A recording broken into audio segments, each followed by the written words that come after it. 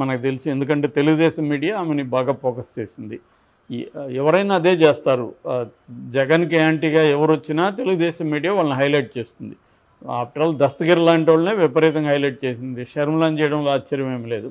రాజకీయాల్లో తమకి హెల్ప్ అవుతుంది అనుకుంటే ఎనిమికి ఎనిమి ఫ్రెండ్ అనే ఒక పాస్ సామెత ఉంది కాబట్టి ఆ ప్రకారం చంద్రబాబు అతని మీడియా ఆమెకు ఇంపార్టెన్స్ ఇచ్చాడు. దానివల్ల ఆమె లాభం వచ్చింది.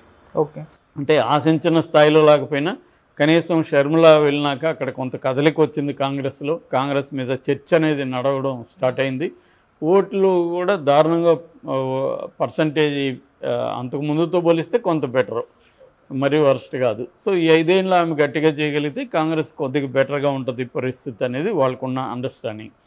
అయితే ఇప్పుడు అనూహ్యంగా జగన్ ఇటు వెళ్తున్నప్పుడు ఆమెకి ఇంకా కాంగ్రెస్లో ఇంపార్టెన్స్ ఉండదు. జగన్ కానీ రేపు దాంట్లో ఇండియా కూటమిలో జాయిన్ అయితే ఆమె జగన్ని విమర్శించలేదు. ఎందుకంటే జగన్ ఫ్రెండ్ అయిపోతాడు. ఈవెన్ రేవంత్ రెడ్డి కూడా విమర్శించలేడు, కూటమిలో భాగంగా ఉంటాడు కాబట్టి. సో ఆ రకంగా షర్మిలకి ప్రాబ్లం వస్తుంది. ప్రాబ్లం వచ్చినప్పుడు ఆమె కాంగ్రెస్లోనే ఉంటే ఆమె ముందు జగన్ని విమర్శించి వైసీపీలో నుంచి లాగాలి తప్ప ఆమె తెలుగుదేశాన్ని బీజేపీని విమర్శించడం ద్వారా ఆమెకి పెద్ద మైలేజ్ ఉండదు. తెలుగుదేశం మీడియా కూడా మైలేజ్ ఇవ్వదు. సో తెలుగుదేశం మీడియా మైలేజ్ లేనప్పుడు ఆమెకి ఇంకెక్కడి నుంచి వస్తుంది? ఆమె పోయి ఇప్పుడు ఆర్గనైజేషన్లో ఆమె బాగా వీక్. ఆమె బలాలు ఏంటంటే గట్టిగా మాట్లాడగలదు, దూకుడు స్వభావం ఉంది, ఎక్కడ పేపర్ చూడకుండా అనర్గళంగా ఉపన్యాసాలు ఇవ్వగలదు, మొండిగా పనిచేయగలదు, హార్డ్ వర్క్ చేయగలదు. ఇవన్నీ ఆమె బలాలు. బలహీనతలు ఏంటంటే ఇతరులను కలుపుకోబోయే తత్వం ఆమెకి లేనట్టుగా ఇప్పటివరకు మనం చూస్తే అర్థమవుతుంది. ఒక నిర్మాణాల్లో పనిచేసే కల్చర్ ఆమెకి లేదు.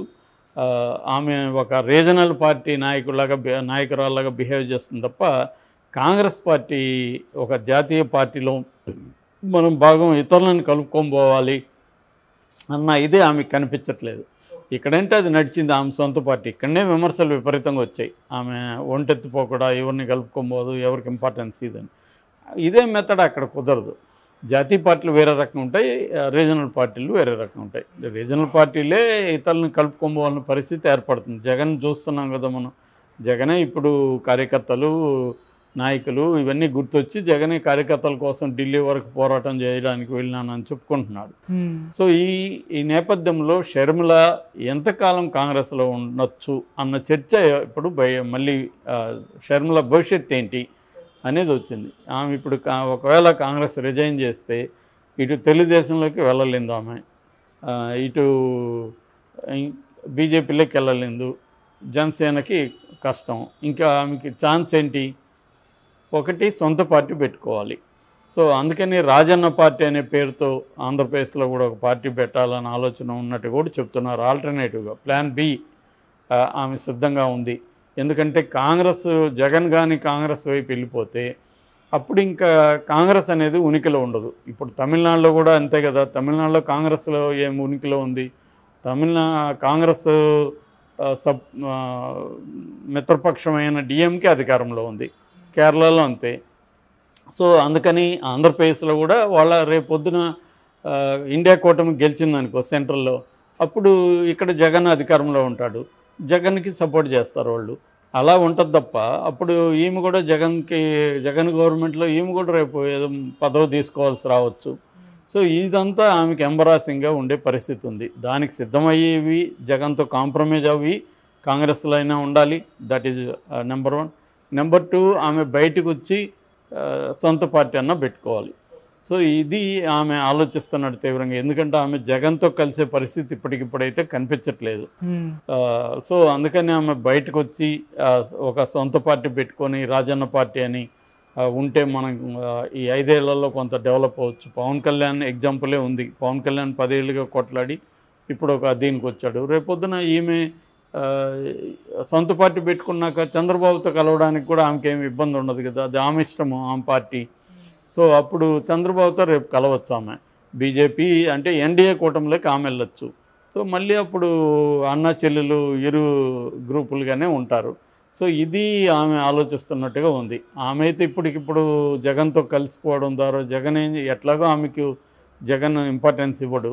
రేపొద్దున ఆమెని ఖచ్చితంగా జగన్ తొక్కేస్తాడు. ఎందుకంటే తనకి బాగా ఇబ్బంది, తన ఫెయిల్యూర్కి ఆమె కూడా దోహదం చేసిందనే అభిప్రాయం జగన్లో ఖచ్చితంగా ఉంటుంది. సో అందువల్ల ఇప్పటికిప్పుడు ఆమెని జగన్ నెత్తిన పెట్టుకునేదైతే చేయడు. చేయనప్పుడు ఆమె ఏం చేయాలి? 5 ఏళ్ళు మెల్లమెల్లగా ఎప్పుడైనా ప్రతిపక్షంలో ఉంటే జగన్‌కి యాంటీగా ఉంటే ఆమె మైలేజ్ వస్తది గానీ, జగన్‌తో ఉంటే ఆమె మైలేజ్ వచ్చే అవకాశం లేదు. సో అందుకనే ఆమె బయటకొస్తుందని ఒక పుకారైతే వినిపిస్తుంది. జగన్ మాటి మాటికి బెంగుళూరు వెళ్తున్నాడు. ఈరోజు కూడా మళ్ళీ బెంగుళూరు వెళ్ళారు. డీకేతో సమావేశం అంటున్నారు. సో కూటమి వైపు జగన్ మూవ్ అవుతున్నట్టయితే క్లియర్‌గా కనబడుతుంది. సో అది ఎప్పుడు ఎలాగా అనేది మాత్రమే ఉంది తప్ప అదర్వైజ్ అతను బీజేపీకి సిగ్నల్స్ ఇచ్చాడు. ఒక రకంగా ప్రెజర్ చేస్తున్నాడు. సో బీజేపీ కూడా ఆలోచిస్తుంది జగన్‌తో మనం ఉంటే చంద్రబాబుకి ఇబ్బంది. సో మనకి ఇంపార్టెన్స్ చంద్రబాబు. నెక్స్ట్ 2029 ఎలక్షన్లో కూడా చంద్రబాబు, పవన్ కళ్యాణ్‌తోనే బీజేపీ వెళ్ళాలి ఎన్నికలకు. జగన్ ఎట్లాగూ ఎన్డీఏలో చేరడు. కాబట్టి జగన్‌కి మనం ఎందుకు సపోర్ట్ చేయాలి? ఓన్లీ రాజ్యసభలో ఉన్న వాళ్ళకి.